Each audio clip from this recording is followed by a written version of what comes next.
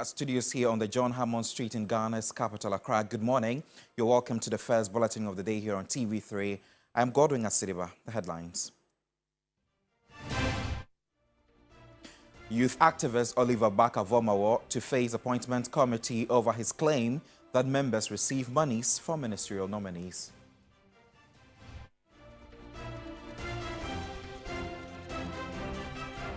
Also coming up, Speaker of Parliament to mediate in the fracas between Minority Chief Whip Arnaud Domprey and NPA acting CEO.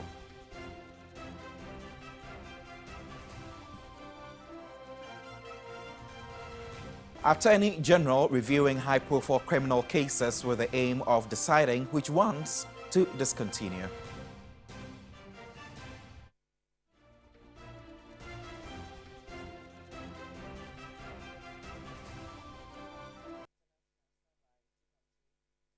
The bulletin is live on DSTV, channel 279. We're also streaming on Facebook at TV3 Ghana.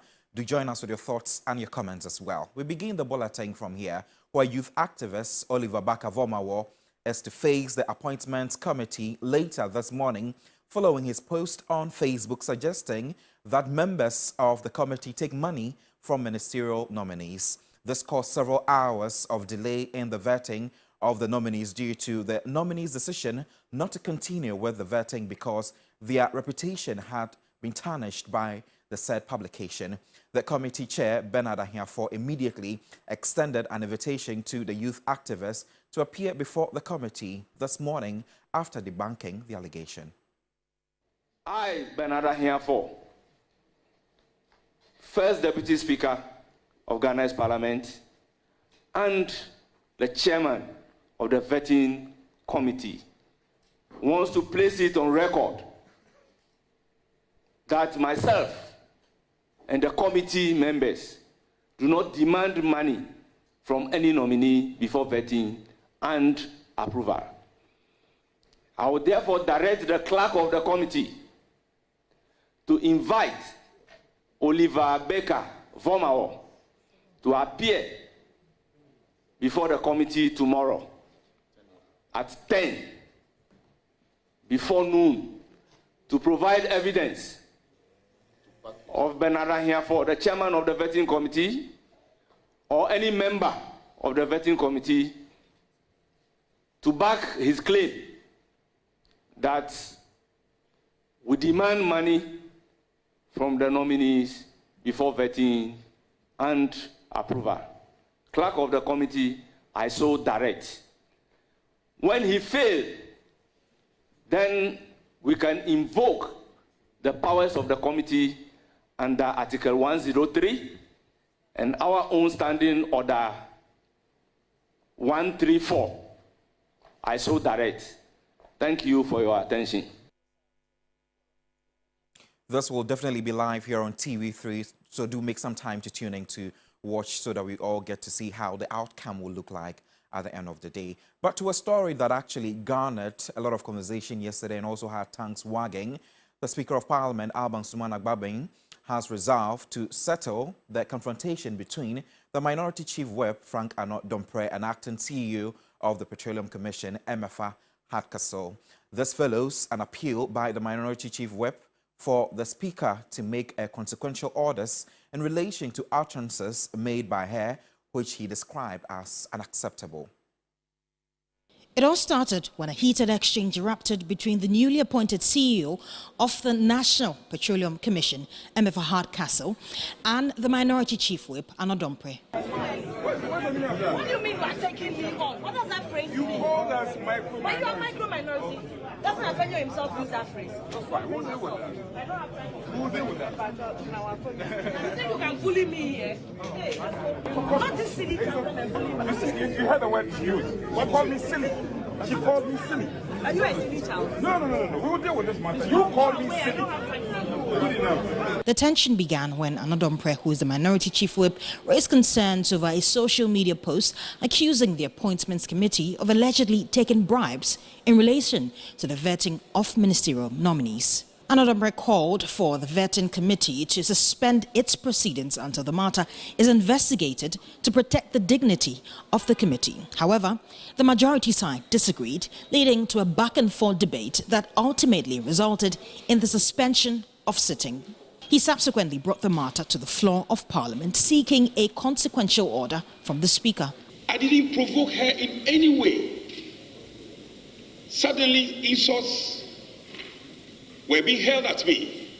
Silly, stupid, useless, pending the formation of the privilege committee. Speaker, I am inviting you to make consequential orders and to ensure that this matter is dealt with ultimately.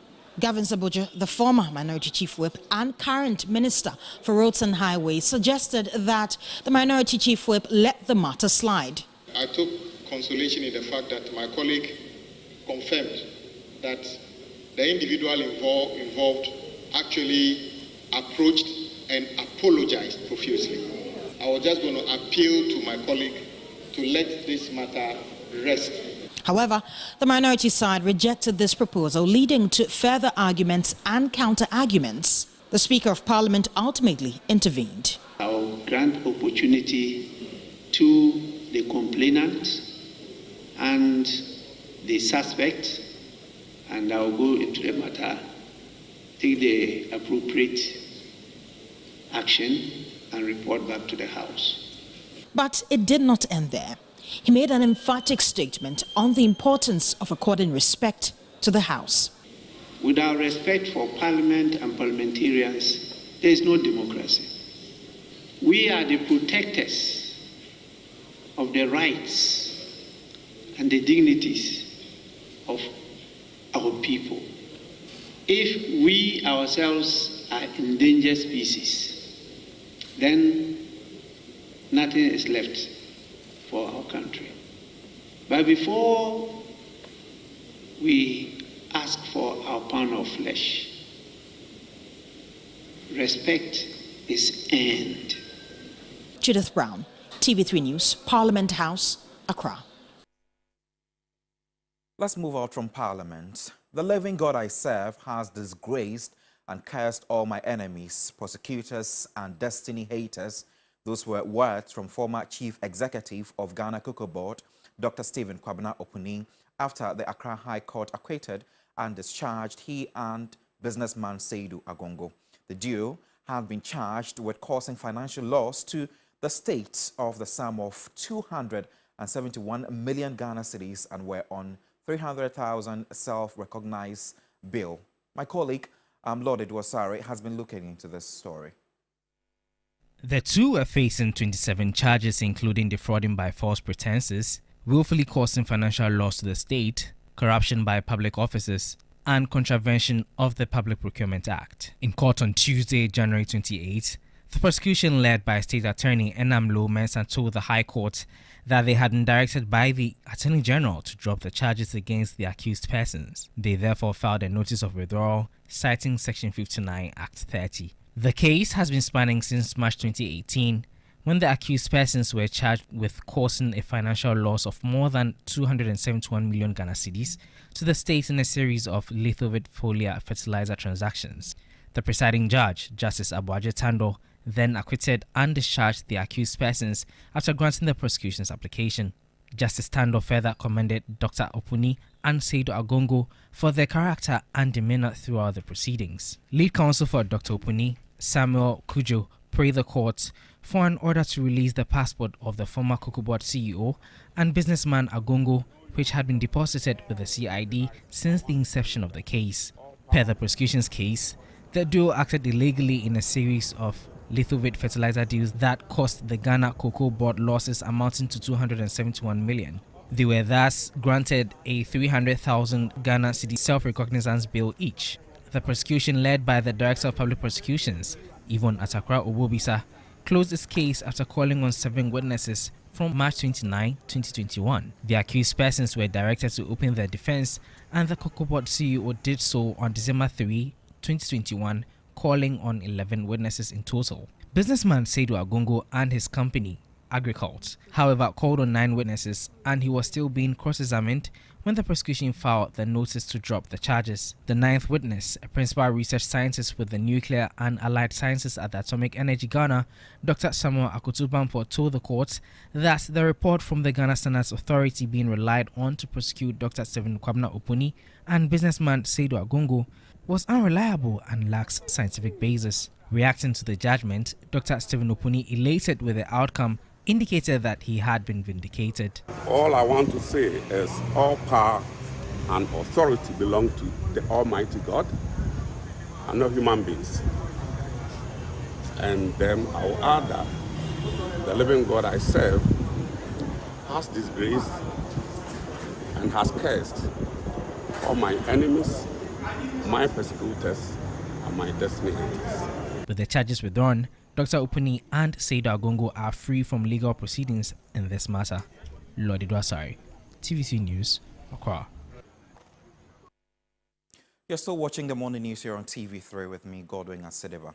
President John Dramani Mahama has approved a new team of individuals appointed to key positions within the office of the Vice President in furtherance of the government's Resetting Ghana agenda. The newly appointed officials come from varied backgrounds, including policy, administration, and private sector.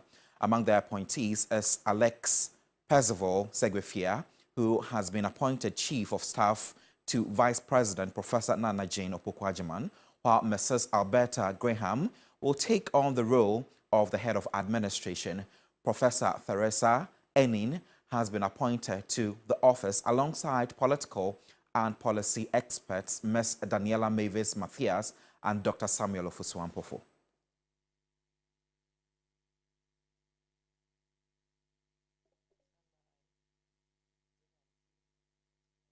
We head to Kumasa now, where a Kumasa High Court has granted a motion of substitute service to applicants of an election petition who are challenging the parliamentary results for the 2024 general elections in 3 constituencies in the Ashanti region. This follows claims by the petitioners that the respondents have been evading services.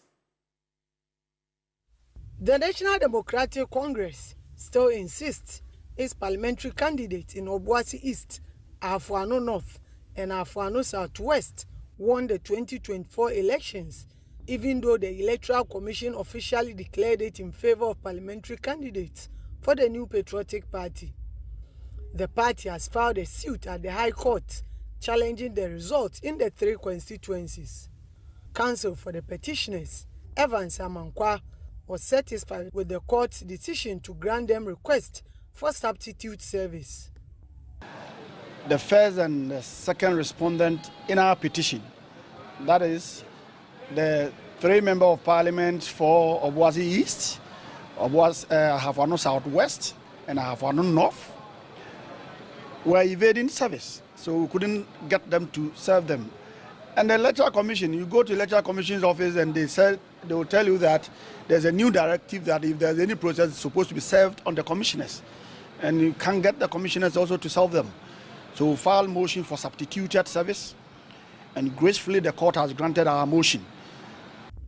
The petitioners, 2024 NDC parliamentary candidates for Obuasi East, Afuano North, and Afuano Southwest, are confident the election results will be overturned in their favors. We hope that at the end of the day, we'll get a proper representation from the people of Obuasi East in Parliament after this court process. What is left now is we asking all the youths and the people of Afuano North to stay calm. We are very confident in the court now that they've been able to secure the substituted service. The justice that we're seeking to happen surely will happen. Let me use this opportunity to calm the grassroots down. I know how they feel. It's very painful, but we are just hoping for justice to be given to us, that's all. The petitioners will be back in court on the 19th of February for the application for injunction to be taken by the court. The respondents have 10 days to respond after copies of the writ are posted on some designated areas as agreed by the court. Ibrahim Abubakar, TV3 News, Kumasi. Residents of communities along the Dunkwa Onofena-Sen Awisem Road are raising concerns about illegal mining activities that are closer to the newly constructed road. They fear the activities, when not halted, will affect the integrity of the road. Our correspondent, Akwesiado, has been following up on the story. The residents have raised concerns that ongoing illegal mining activities may jeopardize the ongoing construction of the road.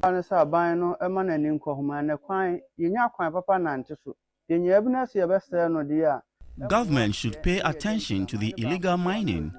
We don't have good roads, so if it continues, it will affect us.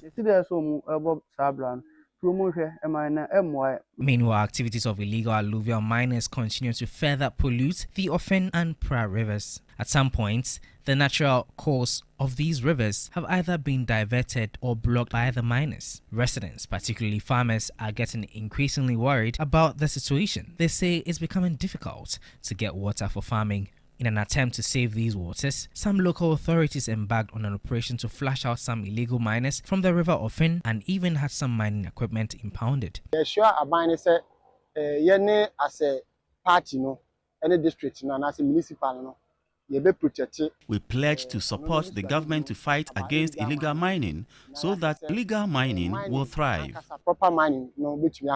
Chief of Dunkwa, Nana Oben Nyakon III, has pledged the readiness of traditional leaders to support government's efforts to fight against illegal mining. We want to see that he is coming to work now, and we are just sitting down and see what he is coming to do.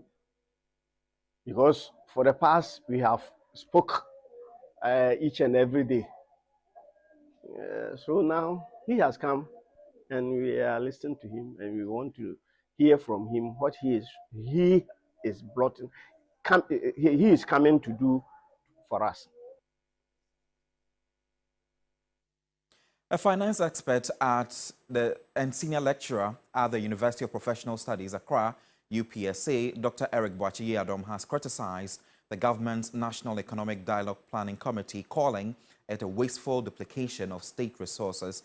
He believes government's habit of setting up committees to address various issues has not yielded significant results, especially when there are equally competent state institutions that can achieve similar objectives. The criticism comes after President Mahama announced a 7-member committee chaired by Dr. Ishmael Yamson to develop a comprehensive plan for the National Economic Dialogue in line with the 120-day social contract pledged to Ghanaians. As a country, we have a habit of setting committees for almost everything. But we should be able to make good use of existing state structures that have made provision to advise the government, especially in economic policies. A typical example is the National Development Planning Commission. When you look at their Act 1984, Act 480 and the Act 479, it mandates the NDPC to be able to be an authoritative planning body that will be able to give the government sound choices, economic choices to promote sustainable development, across the country. And in Kofo's administration, the NDPC played a critical role in moving the country from low-income country to lower middle income. We take a flight to Côte d'Ivoire now, where a Ghanaian fishing community there is calling on government for an ambassador who is well-versed in fisheries to help address its challenges. President John Dramani Mahama is yet to name the ambassador for La Côte d'Ivoire.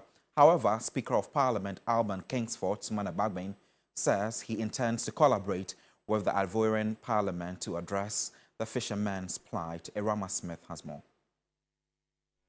About 80% of the approximately 3 million Ghanaians living in La Côte d'Ivoire work in the fishery sector.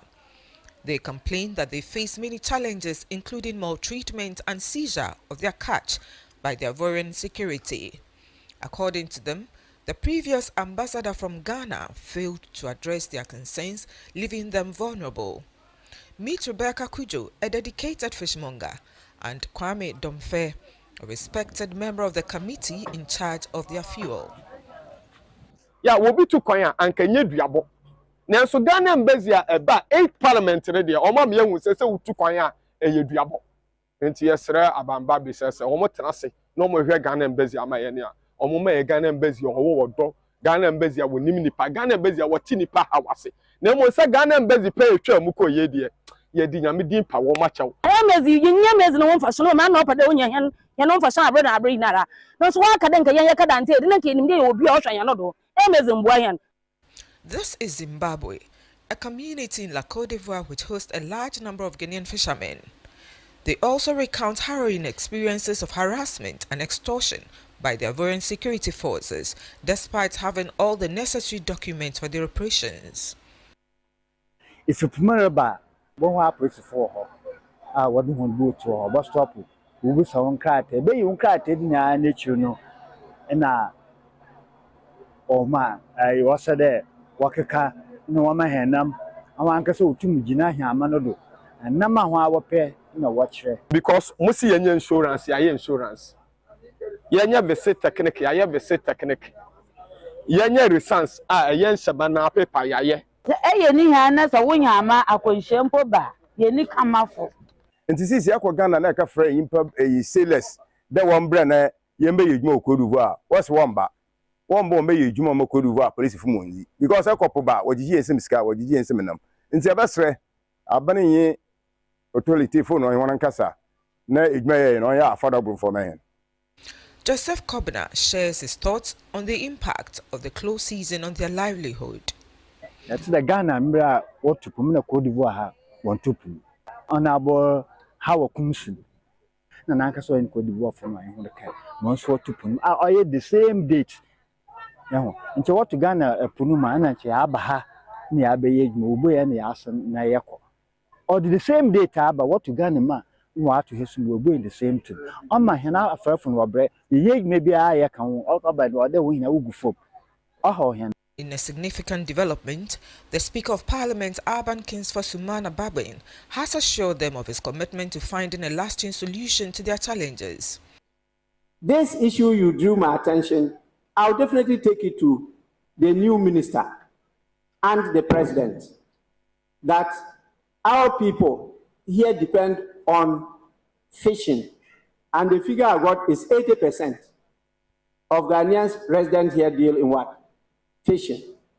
So they should not be closing the fishing at the same time.